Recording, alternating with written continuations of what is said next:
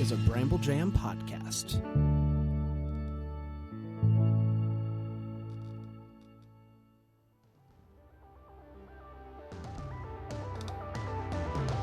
It is Wednesday, August 26th.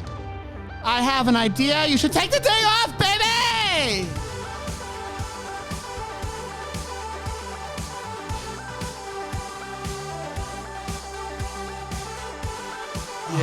Yeah, feels right.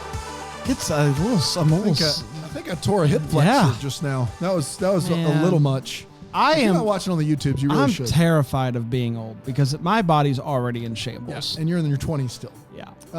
If there was ever a reason to smash that subscribe button, it would be for the dance at the beginning of Take the Day Off. Smash. 5 a.m. Smash Williams. We're getting you energized and going, ready for the day off, not the work day. And sometimes it comes back around. Take the day, take the day, take the day, take the day, take the day, just take the day off. That's exactly right. You can watch us on YouTube if that's what you fancy. You can also find us on any podcasting app that you're using. But we would love if that what you fancy. But if you could go ahead, regardless of what app you use, if you could leave a review on Apple Podcasts, helps us so much. So much helping, and we've gotten so many good ones. I'm going to read one here in just a second, Dan. But will you tell everybody about Bramble Jam Plus, please? Bramble Jam Plus has cleared up my back knee.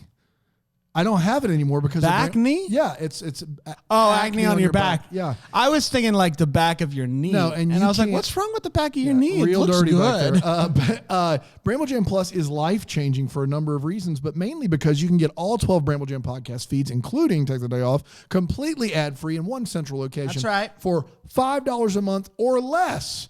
If you pay for a year in advance. It's a no-brainer. No more ads for you. All the fun times. You should do it, and you help us keep the lights on, eat, and continue to bring you content like Take the Day Off. It's a win-win. It's what we call in the biz a win-win. Go to BrambleJamPlus.com.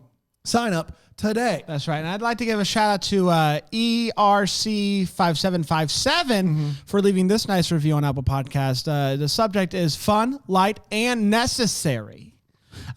She says, or he, I don't know, as if I needed another reason to take the day off. At least this podcast arms me with the reason. Nothing better than a quick hit of laughter to start your day. Love these guys. We love you. That's exactly the goal. Yes. We want you to take the day off. But we also, it's election year. Everything is so serious, and absolutely stay informed. Find a good daily podcast, hear the news, all that good stuff we think is important. But you know what else is also important? Laughter helps give you a little rejuvenation so you can do the things that are important, and you can also take the day off. And so that's why we're doing it. Look, sometimes there are actual holidays. For instance, today is National Women's Equality Day. Yes. And it is a 100-year anniversary of the day women they fought for the right to vote. And that's a great reason to take the day off. That's right. We're also going to talk about dogs as well today. Yeah. And that's also a good reason to take the day off. That's right. Whether you are serious or funny, take the day off is for you. And I absolutely shout out to all of the amazing women in our lives. They are absolutely just a, what's it called? An inspiration. An inspiration. You're the meaning in my life. You're the inspiration. So shout out to all those women, and also shout out to the dogs. The dogs, that's right. It's a no for me, dog. That's right. Today is National Dog Day. The dog days of summer is what we mentioned yesterday. You're kind of in the thick of it. You want to take a day off every day. Come on. And so why not lean into the dog days, lean into that dog, and just celebrate the pups in your life, the puppers in your life. Dan, whenever you get home, when you hit that garage door button, from down the street where I live, I hear your dogs. Do you really? They are excited for you to be home. Yep. And I'm like, oh, there they are. You hear one dog. She's 15 years old, and you still hear her. And yesterday was an interesting day because you opened the garage door, and I heard, he knows the history of dog day. Yeah. And so I'm going to take your dog's word for it and believe that you know the day, the history of this day. And you also know the Insane Clown Posse took the world by storm. Yes, I do. in the mid-90s. Yes. And juggalos abounded. People that wanted to paint their face and really become friends with the Insane and Clown. listen to bad music. How dare you? Sorry. Insane Clown Posse. What you don't know about Insane Clown Posse is they used to be a much bigger posse because they used to do their concerts with their pet dogs on stage. And each Juggalo owned a minimum of 4 dogs. It was a Juggalo requirement. They would spray paint the dogs. They would spray paint the dogs with, pet friendly. Pet friendly, Paint. spayed or neutered paint. It's a thing. I saw it on Shark Tank. To be in the Insane Clown Posse. And when that wasn't enough, they actually opened up a Juggalo pet shelter. Was it called the Juggaloo? Yeah, because some of the dogs, the paint wouldn't come out, and no one would adopt those dogs. And so, in trying to make their wrongs right, and the Juggalo pet shelter didn't get off the ground, they established, and what you don't know is each Juggalo gets 1 day of the year to announce as their own day. And so, the Juggalos, the official Insane Clown Posse, used their day to create National Dog Day on August 26th. All right. Juggalos out. What I have found is actually a much more heartwarming. What's the heartwarming about spray painted dogs getting adopted by Insane Clown Posse? The ones that don't get adopted because they're spray painted and it doesn't come out. They'll get there. But you know who's helping? Have your pet sprayed or neutered. Do you know who's helping those spray painted dogs get adopted? The Insane Clown Posse. National Dog Day Foundation. NDDF. Their motto is saving 10,000 dogs one day at a time. Love it.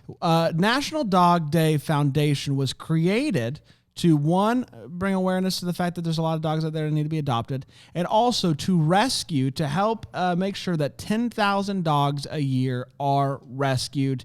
They lend a hand whenever a hand is needed to help make sure that dogs are adopted. We have rescue dogs. We love to rescue dogs. And so sometimes, dogs get spray painted and people don't want those dogs anymore. And they're homeless. I would still want them though. They're abused. And we hate that. And the National Dog Day Foundation was created to help make sure that nary a dog goes unwanted. Come on.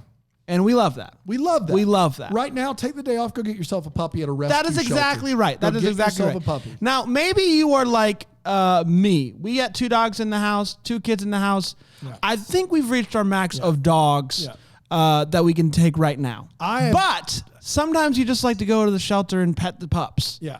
Maybe go play with the pups. They need some loving. Yeah, they need volunteers too. I have 3 rescue dogs in my house and I have twin 4-year-olds. And it does feel like a circus, but I would not have it any other way. Totally worth it. It's a big family, and we just love having the rescue pups around. My wife's constantly pushing for a 4th dog, and I'm like, I don't know where. How. And my wife keeps helping your wife. Yes, push for by that texting her pictures of dogs that need to be adopted. Sorry. And it's not like we have we have 2 black pit bull mixes, so it's not like we're got small dogs. They're 65 pounds. They're gigantic. So. And you know what? It's not every day that these holidays are, recognized nationally from the government, but President George W. Bush, who was a dog donor himself, did send a letter to the foundation in support of National Dog Day, and I think that is as good as it being officially recognized. Yeah, and so Juggalos have a lot of sway. Yes, George W. Bush was also a huge Juggalo. You Google that. Google George W. Bush Juggalo. You're going to be surprised at what you find. A huge ICP fan. We're going to take a quick break. We are going to share some of our favorite stories that were sent in about dogs. We asked you guys yesterday, what's your favorite story about the dogs? We're going to read some of those. But first, we're going to take a quick break. We'll be right back after this. Bye.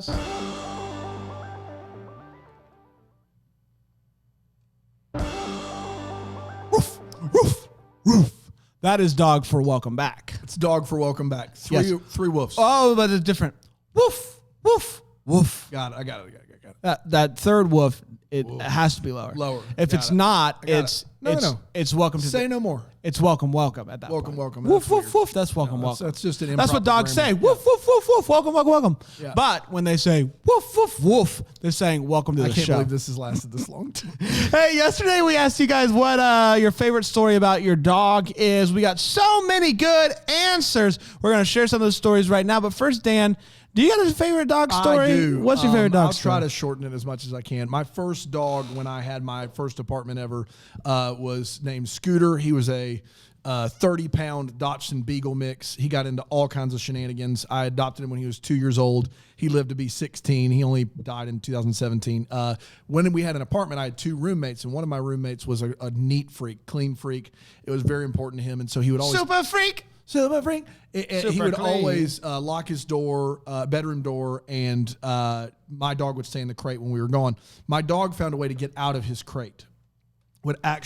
He would press his head up against the top, and it would pop the latch open. He would get out. So one day I got home, and my roommate's door was a little bit open, and Scooter had gotten out of his crate, had gone into this neat freak, clean, organized room, and then the door had closed behind Scooter, and it was dark in there. So Scooter got scared, and so he had decided that the best way to calm his fears was to poop everywhere. He had pooped on my roommate's bed. He had rubbed poop on the keyboard of my roommate's computer. It was everywhere. What'd you do? And did I get home first? No, my roommate got home first. It was a disaster of epic proportions. We still talk about it to this day. Great times had by all. Poor Scooter. Did you help clean it, or was it already clean by the time you got home? I helped clean. Yeah, I got home shortly after. It was a mess, and it was great. I love it. Scooter, R.I.P. baby. I always think of, I always call my first dog Rufus my first engagement ring because me and she was my girlfriend at the time, went and got the dog, and I was like, I'll keep the dog. And then we did end up getting married. And so it was like, but even before we were engaged, we like went and got a dog together. It was a mistake, but not a mistake because Rufus is great. But Rufus early on really, and to this day, really hates the crate. Can't do it. Just hates it. And so every night, I would try to put Rue in the crate.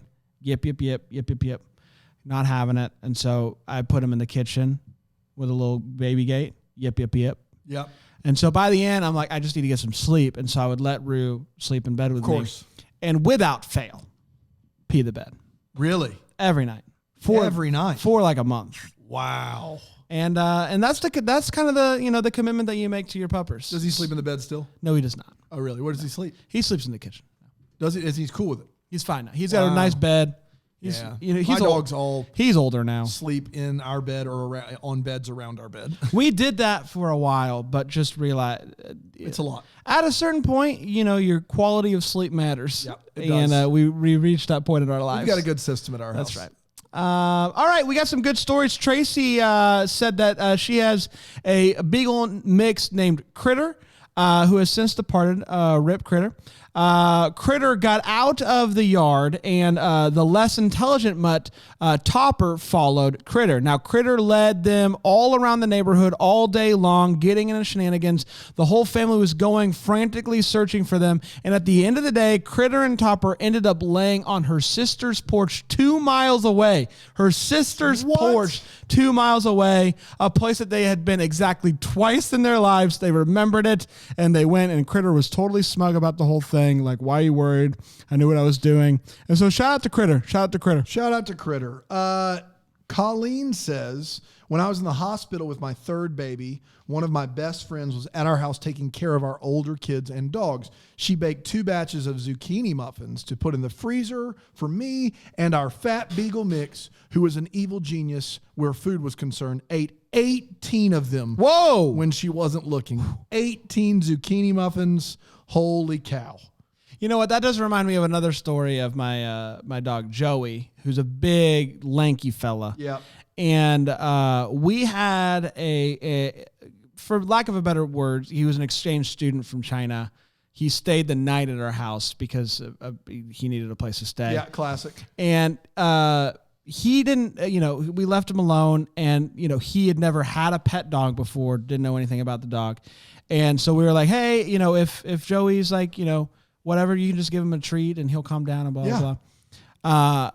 He wanted Joey to like him, and so he kept giving Joey treats. No. and Joey just got super sick. I bet. You're like, hey man, like you only got to give him one, Just and he's one. good. One treat. So, yep, that happened. I bet Joey had a new best friend. Joey had a new best friend. That's exactly right. right. Emily says that they took their puppy to the beach once and had so much fun playing on the ocean water, but apparently drank a lot of the ocean water. And so on the walk back from the beach to the cottage that they had rented, the dog stopped in the woods, had the worst case of you-know-what all over the middle of the sidewalk, consuming too much salt water. Weren't really sure what to do. It's not something that you really just you think to pack a poop bag or anything. But you know what? Got it all out of the system. Good to go. Julie says my dog will surprise itself by sneezing. So he sneezes like, what happened there? That was new and different. I love that. That's fantastic. That's right. And these are great. Melinda says that many years ago we had a pet dog that was only allowed in the kitchen, and one day she came running into the living room, ran around in a circle, ran back to the kitchen, and as far as I'm aware, she had never done that before and didn't do it again. It was a quick pop out to the living room, run around in a circle, pop back, and that's it. Wow. Content. I made my run. I'm good to go. That's wild. Yeah. That is not my dog at all. Nope. Nope. And Shannon says that she had a dog that in college that would sit on the couch like a human and watch TV. Just kind of sit on the booty, sit there and watch the TV. Occasionally, one of my dogs will put one of his front paws on the armrest. Yeah, I love that. It's a classic move. You can't be Dogs mad are at the that. best, man. Dogs are the best. Yeah. Elizabeth said, what's with you and dogs? You hate all other pet options? Are you a pet snob? Dogs? Yeah, yes, Elizabeth. Sure. We'll just go with yes on that.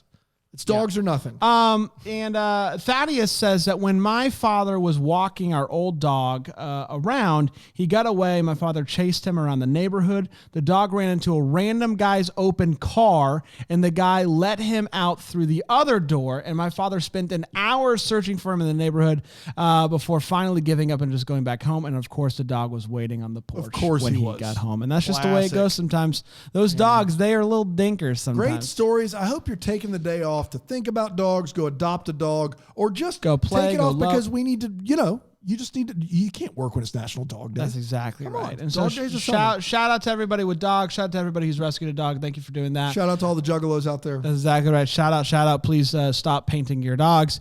We're going to be back tomorrow, and we do have a question of the day for you. What do you like on your burger that other people may find strange? Ooh. What do you like on the burger that other people may find strange? We're excited about that. Leave a review on the Apple Podcast if you don't mind. And, of course, we're going to end the show like we do every day with a Palaha Coup. Our good friend Chris Palaha wakes up every morning, sits, listens to this episode just for his one moment to shine where he reads his haiku. What a trooper. He's amazing. He's a good guy, good friend.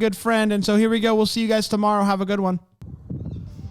Little by little, the days are getting longer. There is hope. Have a good day. Bramble Jam Podcast Network pays me thousands of dollars to read these outros, and I only do 2 a month. It's a great gig.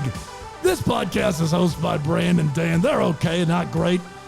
BrambleJamPlus.com is where you pay us money so they can pay me money. BrambleJamPodcast.com will tell you about all their 12 mediocre podcasts. Regardless, you need to go to RigDilby.com and purchase your George Foreman grill, but it's not really a George Foreman. It's double-sided 4 for $2. I'm out.